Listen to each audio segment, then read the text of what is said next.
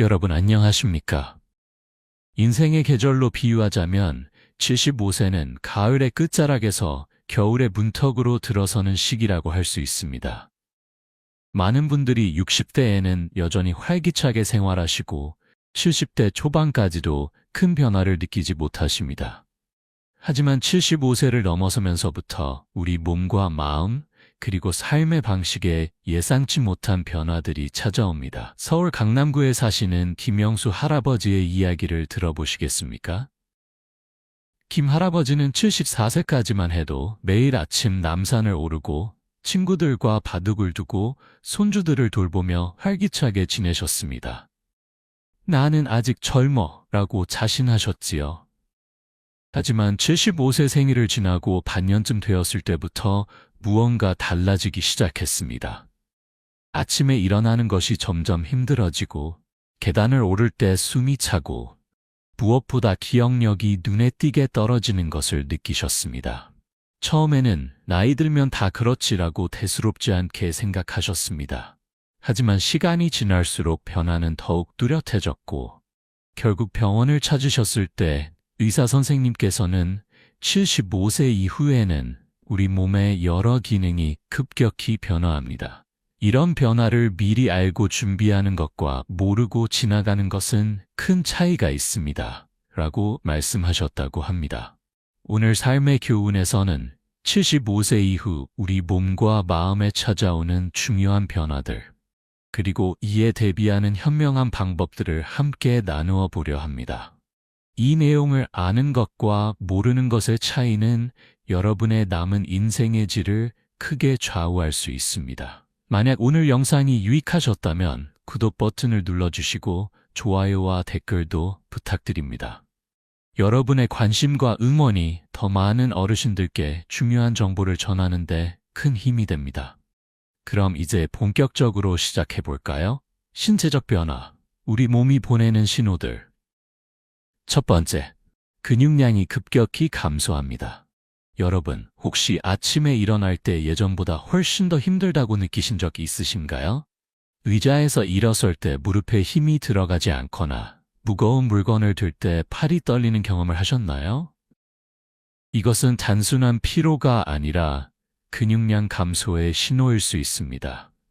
의학적으로 이를 근감소증이라고 부릅니다. 대한노인의학회 연구에 따르면 75세 이후부터는 매년 근육량이 1~2%씩 급격히 감소한다고 합니다. 이는 70세 이전의 감소 속도보다 2배 이상 빠른 것입니다. 부산 해운대구에 사시는 박순자 할머니의 경우를 보겠습니다. 박 할머니는 75세 생일 전까지만 해도 시장에 가서 장을 보고 김치를 담그고 손주들을 위해 요리를 하시며 바쁘게 지내셨습니다.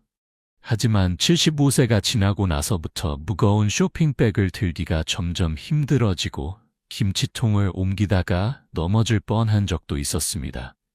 처음에는 오늘 좀 피곤한가 보다 라고 생각하셨지만 이런 일이 반복되자 불안해지셨습니다. 병원을 방문하셨을 때 의사 선생님께서는 근육량 측정을 권하셨고 결과는 충격적이었습니다. 1년 전과 비교해서 근육량이 무려 5%나 감소해 있었던 것입니다. 그렇다면 왜 75세 이후에 근육량이 급격히 감소하는 걸까요? 첫째, 성장 호르몬과 테스토스테론 같은 근육 생성에 필요한 호르몬의 분비가 크게 줄어듭니다. 둘째, 단백질 합성 능력이 떨어져서 같은 양의 단백질을 먹어도 근육으로 전환되는 양이 줄어듭니다. 셋째, 활동량이 자연스럽게 줄어들면서 근육을 사용할 기회가 적어집니다. 근육량 감소가 위험한 이유는 무엇일까요? 단순히 힘이 약해지는 것만이 아닙니다. 근육은 우리 몸의 균형을 잡아주고 낙상을 예방하며 신진대사를 조절하는 중요한 역할을 합니다. 근육이 줄어들면 넘어질 위험이 5배 이상 증가하고 한 번 넘어지면 고관절 골절로 이어질 확률이 높아집니다. 서울 아산병원의 통계에 따르면 75세 이상 어르신이 고관절 골절로 입원하면 1년 내 사망률이 20%에 달한다고 합니다. 그렇다면 어떻게 해야 할까요? 첫째, 단백질 섭취를 늘려야 합니다. 하루에 체중 1kg당 1.2-1.5g의 단백질이 필요합니다. 예를 들어 체중이 60kg이라면 하루에 72-90g의 단백질을 섭취해야 합니다. 달걀, 두부, 생선, 닭고기, 콩 등 양질의 단백질을 매 끼니마다 포함시키세요. 둘째, 가벼운 근력 운동을 꾸준히 하세요. 헬스장에 갈 필요는 없습니다. 집에서 의자에 앉았다 일어서기, 벽을 잡고 스쿼트하기, 가벼운 아령 들기 등 간단한 운동으로도 충분합니다. 일주일에 3-4번, 한 번에 20-30분씩만 하셔도 근육량 유지에 큰 도움이 됩니다. 셋째, 비타민 D를 충분히 섭취하세요. 비타민 D는 근육 생성에 필수적인 영양소입니다. 하루 20-30분 정도 햇볕을 쬐거나 필요하다면 영양제로 보충하는 것도 좋은 방법입니다. 여러분, 근육은 나이가 들어서도 키울 수 있습니다. 포기하지 마시고 오늘부터라도 작은 실천을 시작해 보시는 것은 어떨까요? 두 번째, 균형 감각이 현저히 떨어집니다. 여러분, 혹시 걷다가 갑자기 중심을 잃고 비틀거린 적이 있으신가요? 욕실에서 미끄러지거나 문턱에 걸려 넘어질 뻔한 경험이 있으신가요? 이것은 단순한 부주의가 아니라 균형 감각의 저하 때문일 수 있습니다. 우리 몸의 균형은 3가지 시스템이 함께 작용해서 유지됩니다. 첫째는 눈으로 보는 시각 정보, 둘째는 귀 속 전정기관에서 오는 정보, 셋째는 근육과 관절에서 느끼는 감각 정보입니다. 그런데 75세 이후가 되면 이 3가지 시스템이 모두 약해집니다. 대구 수성구에 사시는 최철수 할아버지의 이야기를 들어보겠습니다. 최 할아버지는 평생 건강하게 지내오셨고 75세까지도 아무 문제 없이 생활하셨습니다. 하지만 76세가 되던 해 겨울 눈 쌓인 길을 걷다가 넘어지셨습니다. 길이 미끄러워서 그랬겠지라고 생각하셨지만 그 후로도 집안에서 카펫에 걸려 넘어지고 계단을 내려가다가 중심을 잃는 일이 반복되었습니다. 가족들이 걱정해서 병원에 모시고 갔을 때 의사 선생님께서는 균형 감각 테스트를 하셨습니다. 눈을 감고 한 발로 서 있기, 일직선으로 걷기 등 간단한 테스트였지만 최 할아버지는 제대로 수행하지 못하셨습니다. 검사 결과 전정기관의 기능이 현저히 떨어져 있었고 하체 근력도 약해져 있었습니다. 균형 감각 저하가 왜 위험할까요? 질병관리청의 통계에 따르면 75세 이상 어르신의 30%가 1년에 한 번 이상 넘어지고 이 10%는 심각한 부상을 입는다고 합니다. 넘어지면 고관절 골절, 머리 외상, 손목 골절 등이 발생할 수 있고 이는 장기간의 입원과 재활로 이어집니다. 더 심각한 것은 한 번 넘어진 경험이 있으면 넘어질까봐 두려워서 활동량을 줄이게 되고 이는 다시 근력 저하로 이어지는 악순환이 시작된다는 것입니다. 이를 의학적으로 낙상 후 증후군이라고 부릅니다. 그렇다면 어떻게 해야 할까요? 첫째, 집안 환경을 안전하게 만드세요. 바닥의 전선을 정리하고 카펫이나 매트는 미끄럼 방지 처리를 하고 욕실에는 손잡이를 설치하세요. 복도와 계단에는 충분한 조명을 확보하고 야간 등을 곳곳에 설치하는 것도 좋습니다. 둘째, 균형 감각 훈련을 하세요. 의자를 잡고 한 발로 10초씩 서기, 뒤꿈치와 발끝을 번갈아 들고 걷기, 옆으로 걷기 등 간단한 동작을 매일 연습하세요. 서울대병원 재활의학과에서 권장하는 운동법을 따라하시면 3개월 안에 균형 감각이 크게 개선됩니다. 셋째, 안전한 신발을 신으세요. 굽이 낮고 밑창이 미끄럽지 않으며 발을 잘 감싸주는 신발을 선택하세요. 집 안에서도 슬리퍼보다는 발을 제대로 감싸는 실내화를 신는 것이 안전합니다. 넷째, 시력 검사를 정기적으로 받으세요. 시력이 나빠지면 장애물을 제대로 보지 못해 넘어질 위험이 커집니다.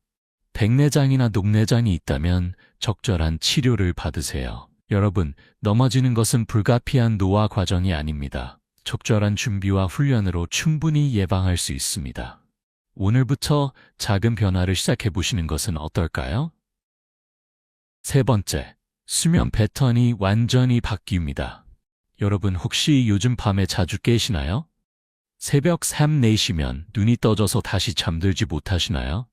낮에는 졸음이 쏟아지는데 정작 밤에는 잠이 안 오시나요? 이것은 여러분만 겪는 문제가 아닙니다. 75세 이후가 되면 수면 구조 자체가 변화합니다. 젊을 때는 깊은 잠이 전체 수면 시간의 20-25%를 차지하지만 75세 이후가 되면 50%로 줄어듭니다.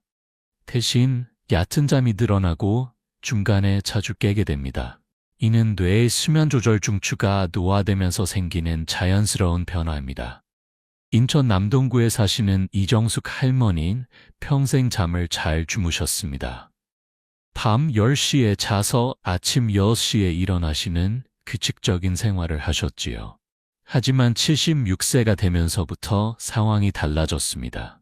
밤 10시에 누워도 잠이 오지 않고 겨우 잠들어도 새벽 2, 3시면 깨서 다시 잠들지 못했습니다. 나이 들면 잠이 줄어든다는 말을 들어서 대수롭지 않게 생각하셨지만 낮 동안 계속 피곤하고 집중력이 떨어지며 기분도 우울해지기 시작했습니다. 손주들을 돌보다가도 자꾸 졸음이 와서 위험한 순간이 여러 번 있었습니다. 결국 병원을 찾으셨을 때 의사 선생님께서는 수면다원 검사를 권하셨습니다. 검사 결과 깊은 잠이 거의 나오지 않고 1시간에 평균 5-6번씩 깨는 것으로 나타났습니다. 또한 수면 무호흡증이 함께 발견되었습니다. 수면 부족이 왜 위험할까요? 첫째, 면역력이 떨어집니다. 깊은 잠을 자는 동안 우리 몸은 면역세포를 만들고 손상된 세포를 회복시킵니다. 잠을 제대로 자지 못하면 감기나 폐렴에 걸릴 위험이 3배 이상 증가합니다. 둘째, 치매 위험이 커집니다. 서울대학교 의과대학의 연구에 따르면 만성적인 수면 부족은 뇌에 노폐물이 쌓이게 하고 이것이 알츠하이머병의 원인이 되는 아밀로이드 단백질 축적을 촉진한다고 합니다. 셋째, 심혈관 질환의 위험이 높아집니다. 수면이 부족하면 혈압이 올라가고 스트레스 호르몬이 증가하며 혈관이 손상됩니다. 이는 심근경색이나 뇌졸중으로 이어질 수 있습니다. 그렇다면 어떻게 해야 할까요? 첫째, 규칙적인 수면 습관을 만드세요. 매일 같은 시간에 자고 같은 시간에 일어나는 것이 중요합니다. 주말에도 예외 없이 지키세요. 우리 뇌는 규칙성을 좋아합니다.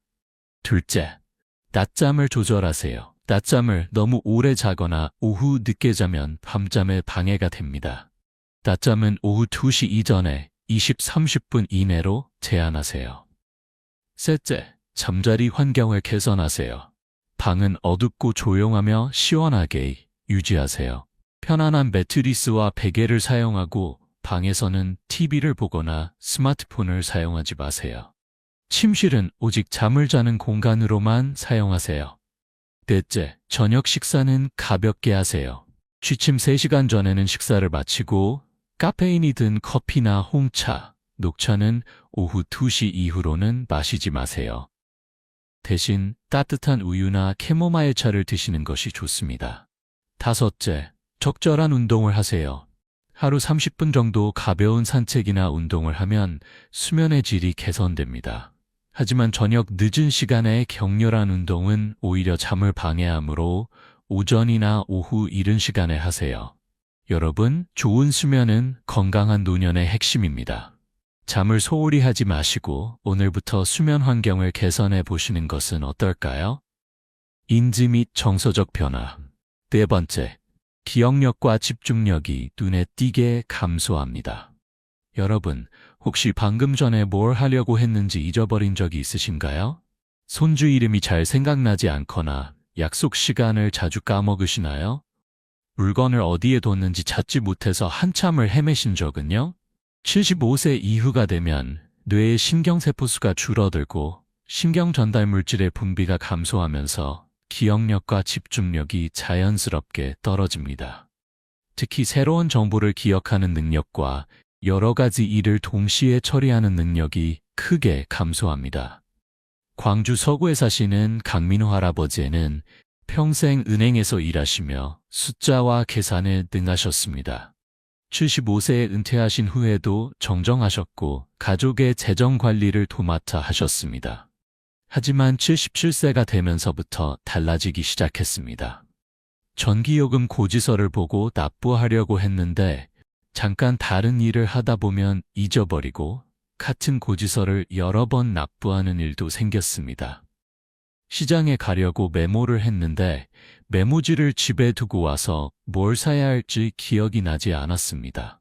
며느리와 통화하다가 같은 이야기를 반복하는 일도 많아졌습니다. 처음에는 본인도 가족들도 나이가 들면 그럴 수 있지라고 생각했지만 어느 날 가스불을 켜놓고 잊어버려서 냄비가 타는 사고가 있은 후 심각성을 깨달았습니다. 병원에서 인지기능 검사를 받으신 결과 경도인지장애 초기 단계로 진단받으셨습니다. 경도인지장애는 정상적인 노화와 치매의 중간 단계입니다. 대한치매학회에 따르면 경도인지장애 환자의 10-15%가 매년 치매로 진행된다고 합니다. 하지만 조기에 발견하고 적절히 관리하면 진행을 늦추거나 심지어 정상으로 돌아갈 수도 있습니다. 기억력 감소의 징후는 무엇일까요? 같은 질문이나 이야기를 반복합니다. 최근 일을 기억하지 못하지만 오래된 일은 잘 기억합니다.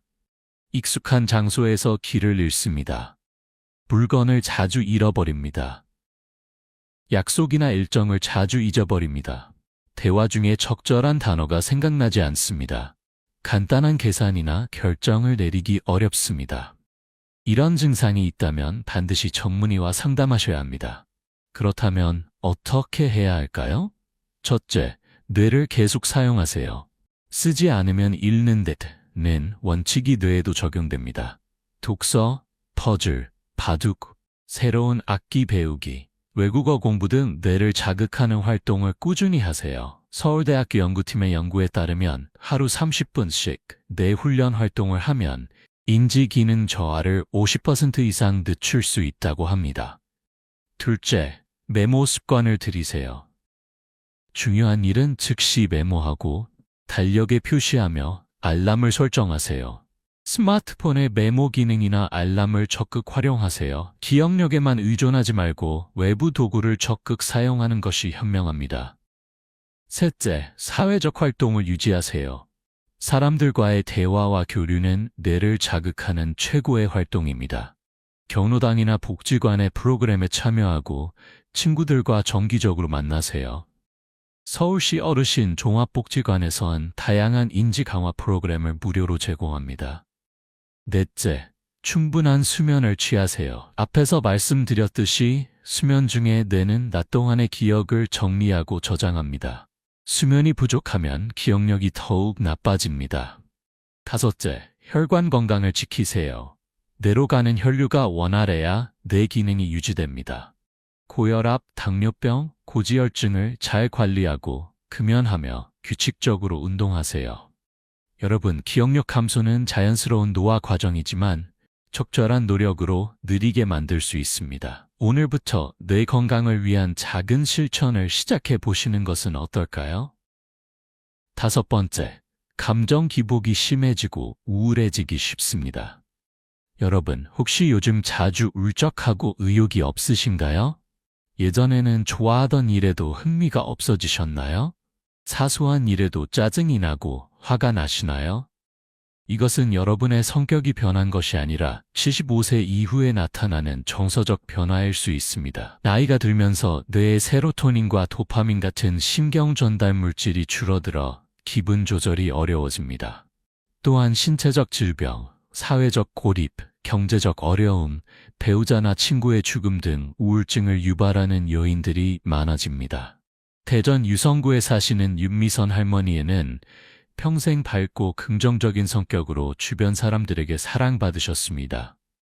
남편과 함께 작은 식당을 운영하시며 바쁘지만 행복한 삶을 사셨습니다. 하지만 75세의 남편이 갑작스럽게 돌아가시고 식당도 정리하면서 삶이 완전히 달라졌습니다. 처음에는 슬픔과 그리움이 당연하다고 생각했습니다. 하지만 시간이 지나도 슬픔이 가시지 않았고 점점 외출도 하지 않고 사람들도 만나지 않게 되었습니다. 밤에는 잠을 잘 자지 못하고 낮에는 무기력하게 지냈습니다. 식욕도 없어서 체중이 5kg이나 빠졌습니다. 딸이 걱정되어 병원에 모시고 갔을 때 의사 선생님께서는 노인성 우울증으로 진단하셨습니다. 어머니, 이것은 단순한 슬픔이 아니라 치료가 필요한 질환입니다. 라는 말에 윤 할머니는 비로소 자신의 상태를 인정하게 되었습니다. 노인성 우울증은 젊은 사람들의 우울증과는 다릅니다. 슬픔이나 우울감보다는 신체적 증상, 두통, 소화불량, 가슴 답답함으로 나타나는 경우가 많고 본인이 우울하다는 것을 잘 인식하지 못합니다. 나이 들면 다 아프지, 쓸모없어서 그래 라고 생각하며 치료를 받지 않는 경우가 많습니다. 보건복지부의 통계에 따르면 75세 이상 어르신의 25~30%가 우울증을 앓고 있지만 실제로 치료를 받는 분은 10%도 되지 않는다고 합니다. 우울증을 방치하면 치매 발생 위험이 2배 이상 증가하고 자살 위험도 크게 높아집니다. 한국은 OECD 국가 중 노인 자살률이 가장 높은데 그 주요 원인 중 하나가 치료받지 못한 우울증입니다. 노인성 우울증의 징후는 무엇일까요? 2주 이상 우울한 기분이 지속됩니다. 예전에 즐겁던 일에 흥미가 없어집니다. 식욕이 없거나 체중이 줄어듭니다. 잠을 자지 못하거나 너무 많이 잡니다. 피곤하고 기력이 없습니다. 자책감이나 죄책감이 듭니다. 집중력이 떨어지고 결정을 내리기 어렵습니다. 죽음이나 자살에 대한 생각이 듭니다. 이런 증상이 있다면 반드시 전문의와 상담하세요. 그렇다면 어떻게 해야 할까요? 첫째, 우울증은 치료 가능한 질환임을 인식하세요. 나이 들면 다 그래, 정신이 약해서 그래 라는 편견을 버리세요. 우울증은 뇌의 신경 전달 물질 불균형으로 생기는 의학적 질환입니다. 적절한 치료를 받으면 80% 이상 호전됩니다. 둘째, 전문적인 도움을 받으세요. 정신건강의학과 전문의와 상담하고 필요하다면 약물 치료를 받으세요. 노인 우울증에 사용하는 약물은 안전하고 효과적입니다. 또한 인지행동치료나 상담치료도 큰 도움이 됩니다. 셋째, 규칙적인 운동을 하세요. 운동은 천연 항우울제라고 불릴 만큼 우울증 치료에 효과적입니다. 하루 30분씩 걷기만 해도 기분이 개선됩니다. 햇볕을 쬐며 걷는 것은 더욱 좋습니다. 넷째, 사회적 활동을 유지하세요. 혼자 집에만 있으면 우울증이 더 악화됩니다. 경로당, 복지관, 종교활동, 자원봉사 등 나갈 수 있는 곳을 찾으세요. 사람들과의 교류가 최고의 치료입니다. 다섯째, 규칙적인 생활을 하세요. 매일 같은 시간에 일어나고 새끼 식사를 거르지 않으며 저녁에는 가벼운 산책을 하는 등 규칙적인 일상을 유지하세요. 여러분, 우울증은 나약함이 아니라 치료가 필요한 질환입니다. 혼자 끙끙 앓지 마시고 도움을 요청하세요. 오늘부터 작은 변화를 시작해 보시는 것은 어떨까요? 여섯 번째, 성격 변화와 고집이 세워집니다. 여러분, 혹시 가족들로부터 요즘 너무 고집이 세졌다, 예전과 달라졌다 하는 말을 들으신 적 있으신가요? 본인은 변하지 않았다고 생각하는데 주변에서 자꾸 그런 말을 하나요? 75세 이후가 되면 뇌의 전두엽 기능이 저하되면서 감정 조절과 충동 억제 능력이 떨어집니다. 그 결과 평소 성격의 극단적인 면이 더 두드러지게 나타나거나 완전히 다른 성격으로 변하는 것처럼 보일 수 있습니다. 경기도 수원시에 사시는 정태호 할아버지 팟은 평생 온화하고 이해심 많은 분으로 알려져 계셨습니다. 회사에서도 후배들을 잘 챙기는 선배로 존경받으셨고 가정에서도 자상한 아버지이셨습니다. 하지만 77세부터 조금씩 달라지기 시작하셨습니다. 사소한 일에도 화를 내시고 자기 방식대로 하지 않으면 기분이 상하셨습니다. 며느리가 다른 방법으로 요리하면 내 방식이 제일 좋아? 왜 말을 안 들어? 라고 화를 내셨습니다. 손주들이 시끄럽게 놀면 참지 못하고 소리를 지르셨습니다. TV 리모컨, 신문, 의자 등 모든 것이 자기 자리에 있어야 하고 조금이라도 옮겨지면 불안해하셨습니다. 가족들은 혼란스러웠습니다. 우리 아버지가 원래 이런 분이 아니었는데 라고 생각하며 누아 때문이라고 이해하려고 했지만 점점 함께 생활하기 어려워졌습니다. 결국 병원을 찾았을 때 의사 선생님께서는 전두축 두엽 치매 초기 단계를 의심하셨고 정밀 검사 결과 경미한 인지기능 저하와 함께 전두엽 위축이 발견되었습니다. 성격 변화가 항상 치매를 의미하는 것은 아닙니다. 하지만 갑작스럽고 뚜렷한 성격 변화가 있다면 반드시 전문의와 상담해야 합니다. 왜 나이가 들면 고집이 세어질까요? 첫째, 뇌의 유연성이 떨어집니다. 새로운 것을 받아들이고 적응하는 능력이 감소하면서 익숙한 방식을 고집하게 됩니다. 둘째, 불안감이 증가합니다. 신체적, 인지적 능력이 떨어지면서 통제력을 잃는다는 두려움이 생기고 이를 보상하기 위해 작은 일들을 더 강하게 통제하려고 합니다. 셋째, 감정 조절 능력이 떨어집니다. 전두엽 기능 저하로 충동을 억제하고 감정을 조절하는 능력이 약해집니다. 넷째, 사회적 피드백이 줄어듭니다. 은퇴 후 사회적 관계가 줄어들면서 자신의 행동에 대한 피드백을 받을 기회가 적어지고 문제 행동이 교정되지 않고 강화됩니다. 그렇다면 어떻게 해야 할까요? 첫째, 자기인식을 높이세요.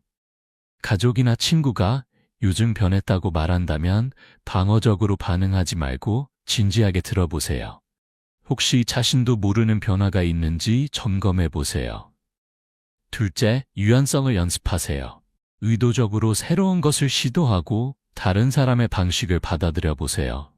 내 방식이 최고라는 생각을 버리고 다른 방식도 괜찮을 수 있어 라고 생각해 보세요. 셋째, 감정 조절 기술을 배우세요. 화가 날 때 즉시 반응하지 말고 10가지 세거나 심호흡을 하세요. 이게 정말 화낼 일인가? 라고 자문해 보세요. 넷째, 가족과 솔직하게 대화하세요. 내가 요즘 많이 변했니? 불편한 점이 있니? 라고 물어보고 가족의 의견을 경청하세요. 다섯째, 전문가의 도움을 받으세요. 갑작스럽고 심한 성격 변화가 있다면 신경과나 정신건강의학과 전문의와 상담하세요. 여러분, 나이가 들면서 조금 고집이 세어지는 것은 자연스러운 일입니다. 하지만 그것이 가족과의 관계를 해치거나 삶의 질을 떨어뜨린다면 개선이 필요합니다. 오늘부터 조금 더 유연해지려는 노력을 시작해 보시는 것은 어떨까요? 사회적 및 경제적 변화. 7번째, 사회적 역할 상실과 정체성의 혼란. 여러분, 혹시 나는 이제 쓸모없는 사람이 아닐까? 라는 생각을 하신 적 있으신가요? 자녀들이 더 이상 조언을 구하지 않고 손주들도 자신보다 스마트폰을 더 중요하게 생각하는 것 같아 서운하신가요? 75세 이후가 되면 많은 분들이 사회적 역할의 급격한 변화를 경험합니다. 은퇴로 직장에서의 역할을 잃고 자녀들이 독립하면서 부모로서의 역할도 줄어들고 손주 돌보기에서도 점차 물러나게 됩니다. 이런 역할 상실은 정체성의 혼란과 자존감 저하로 이어질 수 있습니다. 서울 노원구에 사시는 한영희 할머니 쎄는 평생 가족을 위해 헌신하셨습니다. 세 자녀를 키우며 살림을 도맡아 하셨고 자녀들이 결혼한 후에는 손주 5명을 돌보며 바쁘고 보람찬 삶을 사셨습니다. 아이들은 할머니 없이는 못 산다고 했고 한 할머니도 자신이 꼭 필요한 사람이라고 느끼셨습니다. 하지만 76세가 되면서 상황이 달라졌습니다. 건강이 예전 같지 않아 손주들을 돌보기가 힘들어졌고 며느리들은 어머니 편히 쉬세요라며 손주 돌봄을 다른 방식으로 해결하기 시작했습니다. 처음에는 고마웠지만 시간이 지나면서 나는 이제 필요 없는 사람이구나 라는 생각이 들었습니다. 명절에 모여도 자녀들은 스마트폰만 보고 손주들과는 대화가 통하지 않았습니다. 할머니는 옛날 이야기만 해라는 말을 들었을 때 마음이 무너지는 것 같았습니다. 점점 집에서 혼자 있는 시간이 길어지고 하루가 지루하고 의미 없게 느껴졌습니다. 한 할머니는 결국 노인복지관의 상담 프로그램에 참여하게 되었고 그곳에서 비슷한 경험을 한 많은 어르신들을 만났습니다. 상담사 선생님은 역할이 바뀌는 것이지 가치가 없어지는 것이 아닙니다. 새로운 역할과 의미를 찾을 수 있습니다. 라고 말씀하셨습니다. 사회적 역할 상실이 왜 중요한 문제일까요?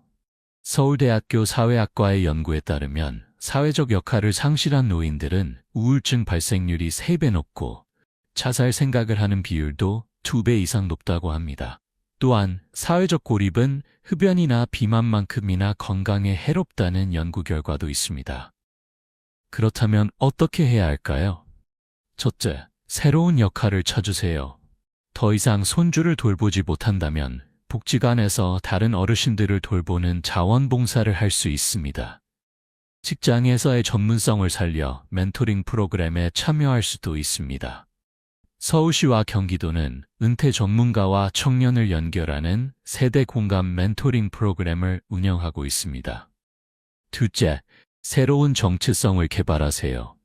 나는 니날의 할머니가 아니라 나는 그림을 그리는 사람, 나는 봉사활동을 하는 사람처럼 자신만의 정체성을 만드세요. 평생 해보고 싶었던 취미를 시작하는 것도 좋은 방법입니다. 셋째, 사회적 관계를 확장하세요. 가족에게만 의지하지 말고 또래 친구들, 커뮤니티 활동을 통해 새로운 관계를 만드세요. 경로당, 노인대학, 종교 모임, 동호회 등에 적극적으로 참여하세요. 넷째, 평생 학습을 실천하세요. 새로운 것을 배우는 것은 뇌 건강에도 좋고 자존감을 높이는 데도 도움이 됩니다. 서울시 평생학습 포털에서는 무료로 다양한 강좌를 제공합니다. 다섯째, 자신의 이야기를 나누세요. 살아온 이야기, 경험, 지혜는 귀중한 자산입니다. 자서전 쓰기 모임에 참여하거나 구술 역사 프로젝트에 참여하여 자신의 이야기를 후세에 남기세요. 여러분, 나이가 들어도 여전히 가치 있고 의미 있는 삶을 살 수 있습니다. 역할이 바뀔 뿐 가치는 변하지 않습니다. 오늘부터 새로운 역할과 의미를 찾아가는 여정을 시작해 보시는 것은 어떨까요? 8번째, 경제적 불안정성 증가. 여러분, 혹시 통장 잔고를 보며 불안한 마음이 드신 적 있으신가요? 물가는 계속 오르는데 수입은 정해져 있어서 걱정되시나요? 자녀들에게 손 벌리고 싶지 않은데 생활비가 빠듯하신가요? 75세 이후가 되면 대부분의 사람들이 경제활동을 완전히 중단하고 연금이나 저축에 의존하게 됩니다. 하지만 한국의 노인 빈곤율은 OECD 국가 중 1위로 65세 이상 노인의 40% 이상이 상대적 빈곤 상태에 있습니다. 75세 이상으로 좁히면 이 비율은 더욱 높아집니다. 부산 금정구에 사시는 박종철 할아버지는 평생 성실하게 일하며 자녀 셋을 대학까지 보냈습니다. 작은 가게를 운영하며 모은 돈으로 집도 마련하고 노후를 위해 저축도 했습니다. 75세까지는 작은 가게를 운영하며 생활비를 벌었지만 건강이 나빠지면서 가게를 정리할 수밖에 없었습니다. 국민연금과 기초연금을 합쳐 한 달에 60만 원 정도를 받으셨는데 이것으로는 생활이 빠듯했습니다. 건강보험료, 전기세, 수도세, 통신비 등 고정지출만 30만 원이 넘었고 약값과 병원비도 만만치 않았습니다. 남은 돈으로 식비와 생활비를 감당하려니 쌀과 김치로 끼니를 때우는 날이 많아졌습니다. 저축한 돈이 있었지만 이자율이 낮아서 이자 수입은 미미했고 원금을 까먹으면 나중에 더 큰 문제가 생길까봐 손대지 못했습니다. 자녀들도 자기 생활이 빠듯해서 도움을 청하기가 미안했습니다. 어느 날 치과 치료가 필요하다는 진단을 받았지만 비용이 200만 원이 넘는다는 말에 치료를 포기할 수밖에 없었습니다. 이가 없으면 잇몸으로 살지 뭐라고 스스로를 위로했지만 마음은 무겁기만 했습니다. 경제적 어려움은 단순히 돈이 부족한 것만의 문제가 아닙니다. 건강을 돌보지 못하고 사회적 활동을 줄이고 스트레스가 증가하면서 전반적인 삶의 질이 떨어집니다. 통계청 자료에 따르면 경제적 어려움을 겪는 노인들의 자살률이 그렇지 않은 노인들보다 5배 이상 높다고 합니다. 그렇다면 어떻게 해야 할까요? 첫째, 받을 수 있는 복지 혜택을 모두 신청하세요. 기초연금, 생계급여, 의료급여, 주거급여, 에너지 바우처 등 많은 복지제도가 있지만 모르거나 신청하지 않아서 혜택을 못 받는 경우가 많습니다. 주민센터 복지 담당자와 상담하여 받을 수 있는 혜택을 모두 확인하세요. 둘째, 노인 일자리 사업에 참여하세요. 정부와 지자체에서는 다양한 노인 일자리 사업을 운영합니다. 공익형, 사회서비스형, 시장형 등 여러 유형이 있으며 건강 상태와 능력에 맞는 일자리를 선택할 수 있습니다. 한국노인인력개발원 홈페이지에서 신청할 수 있습니다. 셋째, 주거비를 줄이세요. 집이 너무 크고 관리비가 많이 나온다면 작은 집으로 이사하는 것을 고려해 보세요. 공공임대주택, 행복주택 등 노인을 위한 주거 지원 프로그램도 있습니다.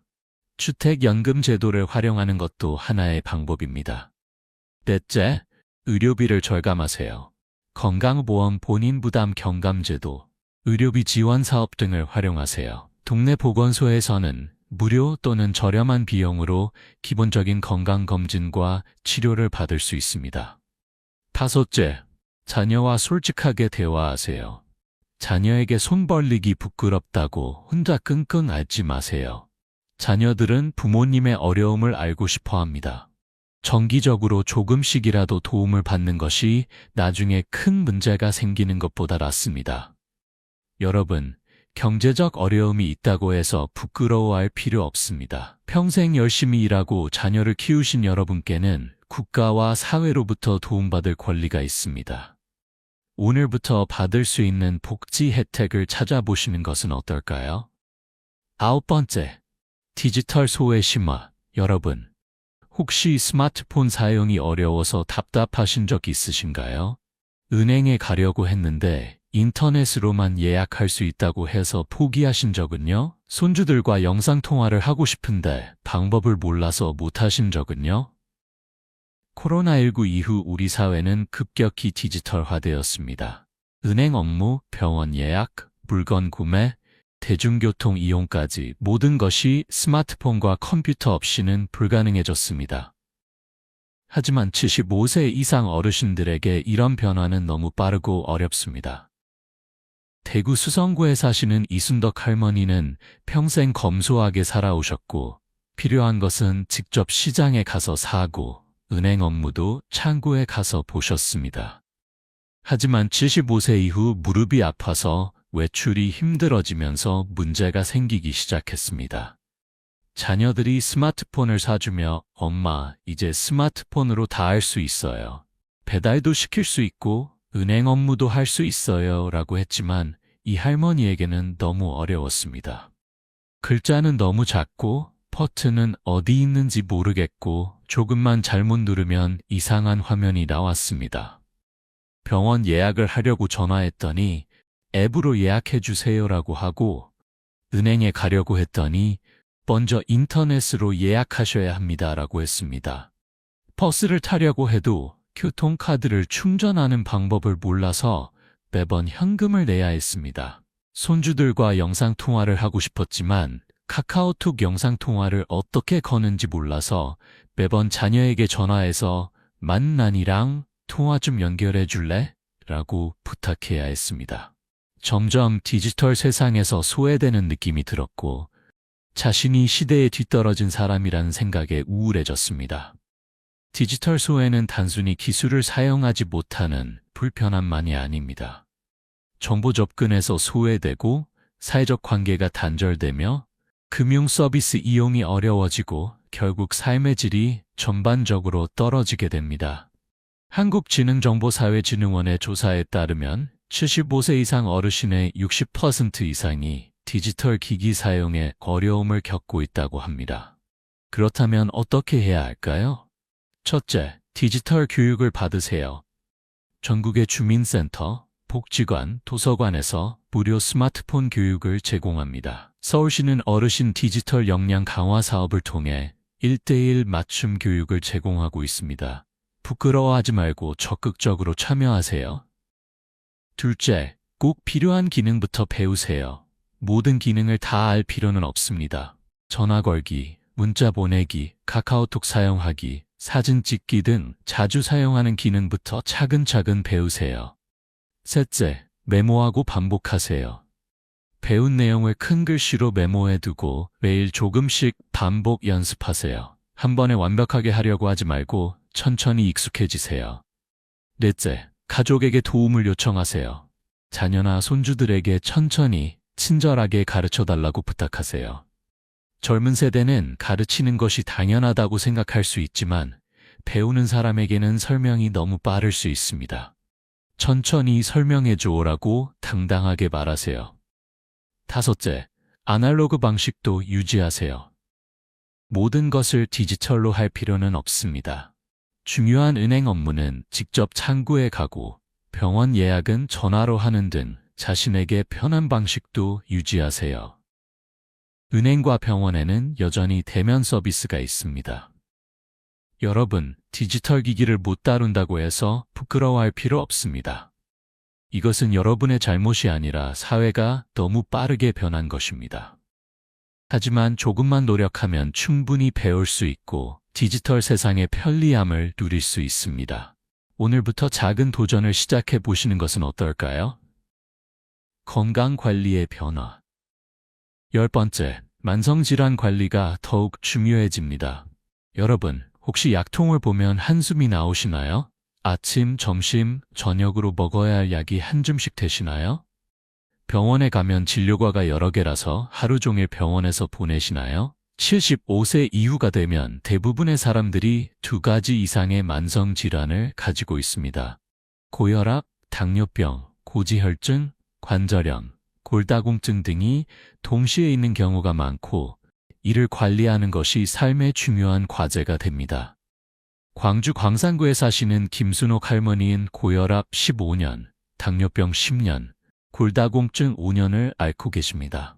매일 아침 1알, 저녁 5알의 약을 드시고 한 달에 한 번씩 내과, 정형외과, 안과를 방문하십니다. 약값과 진료비만 한 달에 10만 원이 넘습니다. 처음에는 의사 선생님의 지시를 철저히 따르며 혈압과 혈당을 꼼꼼히 재고 기록했습니다. 하지만 시간이 지나면서 점점 귀찮아지고 조금 안 먹어도 괜찮겠지, 오늘 하루는 단 것 먹어도 되겠지라는 생각으로 관리가 느슨해졌습니다. 어느 날 갑자기 어지럽고 가슴이 답답해서 응급실에 가게 되었습니다. 혈압이 200, 110으로 위험 수준까지 올라가 있었고 혈당도 300이 넘었습니다. 의사 선생님께서는 약을 제때 드셨나요? 식이요법을 지키셨나요? 라고 물으셨고 김 할머니는 대답할 수가 없었습니다. 입원 치료를 받으면서 의사 선생님께 만성질환은 완치되는 것이 아니라 평생 관리해야 하는 것입니다. 특히 75세 이후에는 합병증이 급격히 증가하므로 더욱 철저한 관리가 필요합니다. 라는 말씀을 들었습니다. 만성질환을 제대로 관리하지 않으면 어떻게 될까요? 고혈압을 방치하면 뇌졸중, 심근경색, 심부전이 생길 수 있습니다. 당뇨병을 방치하면 실명, 심부전, 족부괴사로 이어질 수 있습니다. 관절염을 방치하면 걷지 못하게 되어 와상 생활을 하게 될 수 있습니다. 대한의학회에 따르면 만성질환을 제대로 관리하지 않는 75세 이상 환자의 입원율은 관리하는 환자보다 3배 이상 높다고 합니다. 그렇다면 어떻게 해야 할까요? 첫째, 약 복용을 철저히 하세요. 약통의 요일별로 약을 미리 분류해두고 스마트폰 알람을 설정하세요. 약을 먹었는지 헷갈린다면 체크리스트를 만들어 표시하세요. 약이 떨어지기 전에 미리 처방받아 두세요. 둘째, 정기적으로 검사하고 기록하세요. 혈압, 혈당은 집에서 매일 측정하고 노트에 기록하세요. 병원 방문 시 이 기록을 가져가면 의사 선생님이 더 정확한 진료를 할 수 있습니다. 셋째, 식이요법을 지키세요. 고혈압이 있다면 짜게 먹지 말고, 당뇨병이 있다면 당분 섭취를 줄이고, 고지혈증이 있다면 기름진 음식을 피하세요. 처음에는 힘들지만 D3개월 지나면 입맛이 바뀝니다. 넷째, 적절한 운동을 하세요. 만성질환이 있다고 해서 움직이지 않으면 더 나빠집니다. 의사와 상담하여 자신에게 맞는 운동을 찾아 꾸준히 하세요. 하루 30분 걷기만 해도 혈압과 혈당이 개선됩니다. 다섯째, 주치의를 정하세요. 여러 병원, 여러 의사를 다니면 약이 중복되거나 상호작용할 수 있습니다. 가능하면 한 의사를 주치의로 정하여 전체적인 건강관리를 받으세요. 동네 의원의 의사선생님과 좋은 관계를 유지하세요. 여러분, 만성질환이 있다고 해서 불행한 것이 아닙니다. 잘 관리하면 얼마든지 건강하고 활기찬 생활을 할 수 있습니다. 오늘부터 더 철저한 관리를 시작해 보시는 것은 어떨까요? 준비와 대처 방법. 11번째, 사전 의료 의향서를 작성하세요. 여러분, 혹시 내가 의식이 없어지면 어떻게 하지? 라는 걱정을 해보신 적 있으신가요? 가족들에게 부담을 주고 싶지 않은데 내 의사를 어떻게 전달할 수 있을까요? 75세 이후가 되면 갑작스러운 질병이나 사고로 의식을 잃을 가능성이 높아집니다. 이때 연명의료에 대한 결정을 가족이 대신 내려야 하는데 이는 가족에게 큰 정신적 부담이 됩니다. 또한 본인의 의사와 다른 결정이 내려질 수도 있습니다. 서울 강서구에 사시던 조영수 할아버지는 갑작스러운 뇌출혈로 쓰러지셨습니다. 의식을 잃은 상태에서 중환자실에 입원하셨고 의사 선생님께서는 가족들에게 회복 가능성이 거의 없습니다. 연명의료를 계속할지 결정하셔야 합니다. 라고 말씀하셨습니다. 세 자녀는 혼란에 빠졌습니다. 큰아들은 아버지께서 조금이라도 살아계시길 바라신다. 끝까지 최선을 다해야 한다고 주장했고, 작은 딸은 아버지께서 평소에 기계에 의존하며 살고 싶지 않다고 하셨다. 편안히 보내드리는 것이 아버지를 위하는 길이다 라고 말했습니다. 자녀들은 의견이 엇갈려 다투게 되었고 이 과정에서 가족관계에 깊은 상처를 입었습니다. 만약 조 할아버지께서 미리 사전 의료 의향서를 작성해 두셨다면 이런 혼란과 갈등을 피할 수 있었을 것입니다.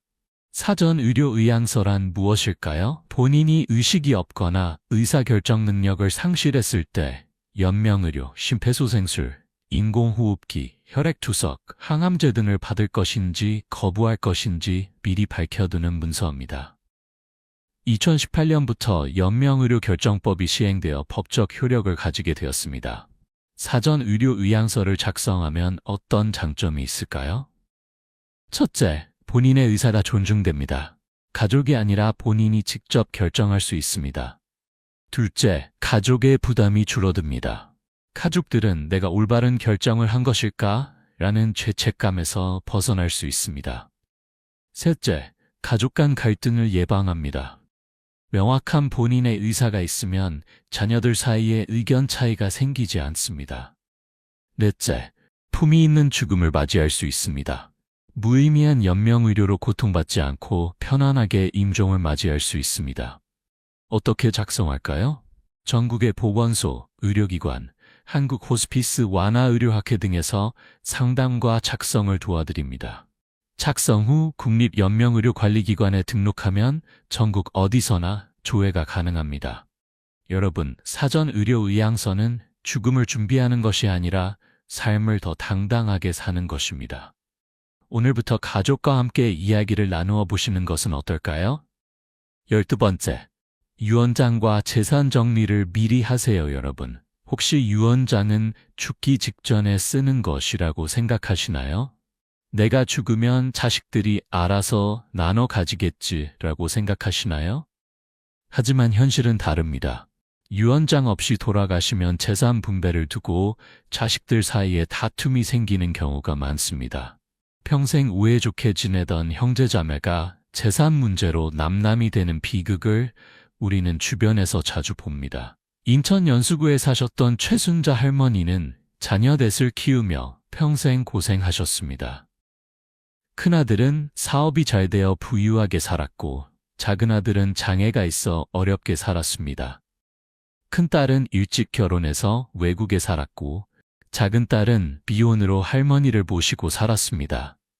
최할머니는 작은 아들은 형편이 어려우니 조금 더 주고 싶고 작은 딸은 나를 오래 모셨으니 더 챙겨주고 싶다는 생각을 하셨지만 자식들 앞에서 말씀하시기가 불편해서 미루다가 급작스럽게 돌아가셨습니다. 장례를 치른 후 재산 분배 문제가 나왔을 때 자식들 사이에 의견 차이가 생겼습니다. 큰아들은 법대로 균등하게 나누자고 했고 작은 딸은 나는 엄마를 모셨으니 더 받아야 한다고 주장했습니다. 작은 아들은 형은 부자니까 나한테 더 양보해야 한다고 말했습니다. 결국 형제들은 법정 싸움까지 가게 되었고 할머니의 뜻과는 전혀 다른 결과가 나왔습니다. 더 비극적인 것은 형제들이 서로 원수가 되어 연락을 끊게 되었다는 것입니다. 만약 최할머니께서 미리 유언장을 작성하셨다면 이런 비극을 막을 수 있었을 것입니다. 유언장은 왜 중요할까요? 첫째, 본인의 뜻대로 재산을 나눌 수 있습니다. 법정 상속분과 다르게 분배할 수 있습니다. 둘째, 자녀 간 분쟁을 예방합니다. 명확한 유언이 있으면 다툼이 줄어듭니다. 셋째, 특별한 사람에게 감사를 표현할 수 있습니다. 오랫동안 봉양한 자녀에게 더 많이 주거나 사회에 기부할 수도 있습니다. 어떻게 작성할까요? 법적으로 유효한 유언장을 작성하려면 공증을 받는 것이 가장 안전합니다. 변호사나 법무사와 상담하여 작성하면 나중에 효력 다툼이 생기지 않습니다. 유언장을 작성할 때 주의할 점은 무엇일까요? 첫째, 가능하면 자녀들에게 미리 알리세요. 갑작스럽게 유언장을 발견한 자녀들이 놀라지 않도록 엄마는 이렇게 생각한다고 말씀해 두세요. 둘째, 왜 그렇게 분배했는지 이유를 설명하세요. 큰아들은 잘 사니까 덜 주고 작은아들은 어려우니까 더 준다가 아니라 모두에게 공평하게 사랑하지만 작은아들의 형편을 고려해서 조금 더 배려했다는 식으로 사랑과 배려를 담아 표현하세요. 셋째, 정기적으로 업데이트하세요. 상황이 바뀌면 유언장도 수정해야 합니다. 넷째, 재산뿐 아니라 마음도 전하세요. 유언장에 각 자녀에 대한 사랑과 당부를 담으세요. 여러분, 유언장은 불길한 것이 아니라 가족을 위한 마지막 사랑의 표현입니다. 오늘부터 준비를 시작해 보시는 것은 어떨까요? 마무리 75세 이후 지혜롭게 준비하는 삶. 여러분, 우리가 오늘 함께 나눈 이야기를 다시 한번 정리해 볼까요? 75세 이후에는 우리 몸과 마음에 많은 변화가 찾아옵니다. 근육량이 감소하고 균형 감각이 떨어지고 수면 패턴이 바뀝니다. 기억력과 집중력이 약해지고 감정 기복이 심해지며 때로는 성격도 변할 수 있습니다. 사회적 역할을 잃고 경제적으로 어려워지며 디지털 세상에서 소외될 수 있습니다. 만성질환 관리가 더욱 중요해지고 사전 의료 의향서와 유언장 같은 법적 준비도 필요합니다. 하지만 여러분, 이 모든 변화가 두렵고 부정적인 것만은 아닙니다.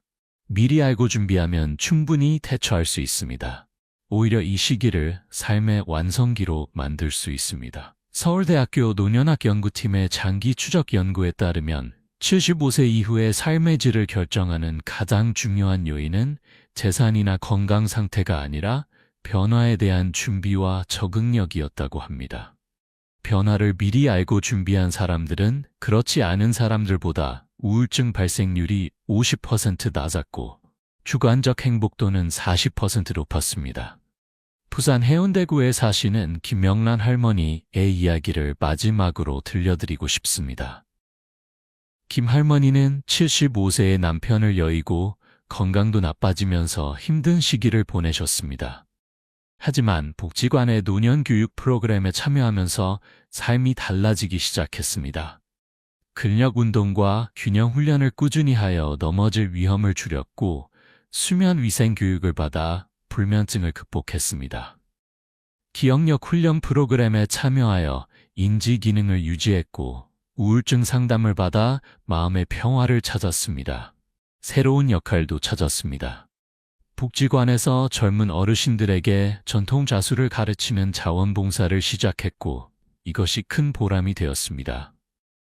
디지털 교육도 받아서 이제는 손주들과 영상통화를 하고 온라인 뱅킹도 사용합니다. 사전 의료 의향서와 유언장도 작성하여 자녀들에게 부담을 주지 않도록 준비했습니다.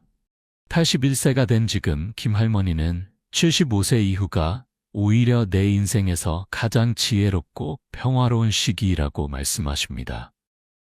여러분, 김할머니처럼 여러분도 할 수 있습니다. 오늘부터 작은 변화를 시작해 보세요. 근력 운동을 시작하고 규칙적인 수면 습관을 만들고 뇌 훈련 활동을 하세요. 사회적 활동에 참여하고 새로운 것을 배우고 디지털 교육을 받으세요. 만성질환을 철저히 관리하고 법적 준비도 하세요. 무엇보다 중요한 것은 긍정적인 마음가짐입니다. 나는 늙었어, 나는 쓸모없어 라고 생각하지 마세요. 나는 여전히 배울 수 있고 성장할 수 있고 누군가에게 도움이 될 수 있다고 생각하세요. 75세 이후는 끝이 아니라 새로운 시작입니다. 인생의 완성기입니다. 여러분의 남은 인생이 건강하고 행복하고 의미 있기를 진심으로 바랍니다. 오늘 이야기가 여러분께 조금이라도 도움이 되셨다면 삶의 교훈 채널을 구독해 주세요. 여러분의 관심과 응원이 더 많은 어르신들께 유익한 정보를 전하는 데 큰 힘이 됩니다. 좋아요와 댓글도 부탁드립니다. 여러분의 경험과 생각을 나눠주시면 모두에게 큰 배움이 될 것입니다. 그럼 다음 영상에서 또 뵙겠습니다. 건강하시고 행복하세요. 감사합니다.